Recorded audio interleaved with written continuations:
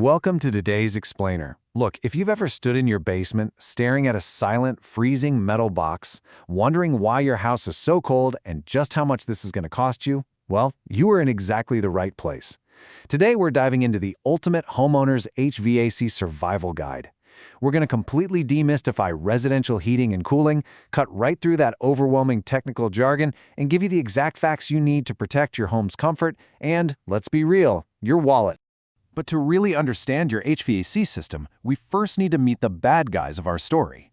If you're living in a place like Central Ohio, your home is pretty much under constant attack from its own climate. We are talking about summer humidity that routinely rockets past 70%, brutal, freezing winters, and right beneath your feet, shifting, clay-rich soil that actually moves around with seasonal moisture. These aren't just minor annoyances. They're waging a daily war on your home's mechanical systems. Which brings us to a question every homeowner completely dreads, but honestly, very few are actually prepared for. When your HVAC system fails, do you know what to do next? Just picture it. It's a freezing winter night, the wind is literally howling outside, and out of nowhere, your 15-year-old furnace just does. That sheer panic? Totally relatable.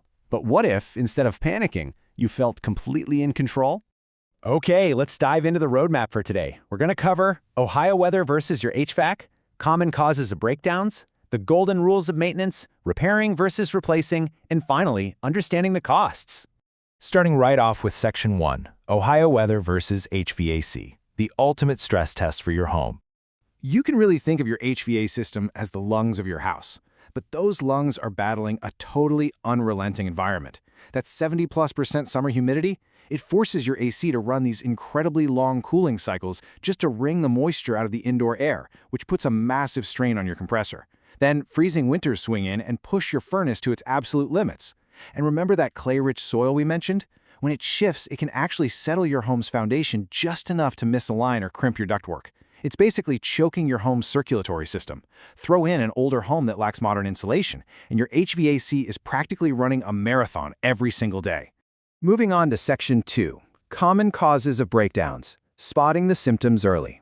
So all of that environmental stress eventually turns into hardware failures. First up is a massive red flag called short cycling. This is basically when your AC is having an identity crisis, turning on and off in these rapid bursts without actually finishing a full cooling cycle. If you hear your system doing this, you've got to pay attention. Short cycling wastes a ton of energy, it completely fails to dehumidify your house, and honestly, the worst part is, it will literally destroy your compressor if you just ignore it.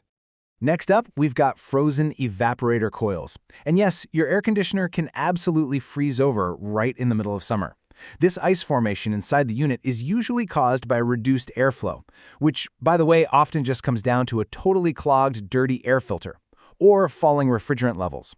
Look, if you notice reduced cooling, or worse, you actually see ice forming on the refrigerant lines, shut the system down immediately. Do not keep running it or that compressor is a goner. Then we have ductwork air leaks. Remember that shifting soil and general aging we just talked about? Well, it can actually cause your ducts to disconnect or pop their seals right behind your walls. When that happens, you end up pumping perfectly air-conditioned or heated air straight into your attic or crawl space. You could be wasting a staggering 20 to 30% of your conditioned air before it even gets to your living room. You're quite literally paying to heat the great outdoors. No thanks. Let's jump into Section 3, Golden Rules of HVAC, the ultimate rules of thumb. What's really cool is we can distill all this complicated mechanical engineering down into a couple of really simple rules you can start using today. And we're going to start with a tiny number that has a massive impact on preventative maintenance, the number 2. This is the 2-foot rule. You absolutely must maintain 24 inches, so 2 feet, of completely clear space around all sides of your outdoor condenser unit and 5 feet of clearance above it. I know so many of us like to plant bushes or stash yard equipment right up against the unit to hide it. Please don't do this. Blocked airflow forces the compressor to work so much harder just to pull in air, and it can actually slash your home's cooling capacity by up to 30%. Just give the unit room to breathe, and it's going to live years longer. Let's pivot to our next number, which is a really vital protection mechanism for your AC, the number 3. This is the 3-minute rule. If your air conditioner shuts off, whether you did it intentionally or there was just a quick power flicker, you need to wait exactly 3 full minutes before restarting it. This delay is completely non-negotiable. It allows the highly pressurized refrigerant inside the system to fully equalize. Never, ever manually flip your breaker to rapid-fire restart a system. If you force it to start against that unequalized pressure, you're looking at massive, completely irreparable damage to both the compressor and the electrical components. Okay, Section 4. Repairing versus replacing. Making the hard choice. This is the agonizing part, right? How do you decide whether to put a dying unit on life support or just finally bite the bullet and replace the whole thing? Well, it all comes down to the ultimate financial rule of thumb in the HVAC world: $5,000. This brings us to the brilliantly simple $5,000 rule. It's basically a math formula that completely removes the emotional stress and panic from what is a major financial decision. Here's how it works. You take the age of your system in years and multiply it by the quoted cost of the repair. If that total is less than $5,000, it generally makes financial sense to just repair it. But if the total is over $5,000, it's time to replace it. So, as an example, say you have a 12-year-old furnace and your tech quotes you a $450 repair. 12 times 450 equals $5,400. Because that number is higher than $5,000, the math is loudly telling you it's time to invest in a new system instead of throwing good money after bad. Which leads perfectly into Section 5, understanding the costs, sizing up a new system. So, if the math says you actually need a new system, how much is this whole shebang going to cost? Well, the size of your home dictates the required power, which we call tonnage, and that directly impacts the price. For a smaller, maybe 1,200 square foot home, you might need a 2 to 2.5 ton unit, costing somewhere between $4,500 and $8,000. But if you've got a sprawling 4,000 square foot house, you're going to need a massive 5 to 6 ton system, pushing costs all the way up to $15,000. Now listen closely to this part. Your contractor absolutely must perform what's called a manual J load calculation before installing anything. They cannot just guess. If they put in a system that's way too big for your square footage, it's going to short cycle constantly and waste a ton of energy. But if it's undersized, it'll run 24/7 and fail early. Proper sizing is literally everything.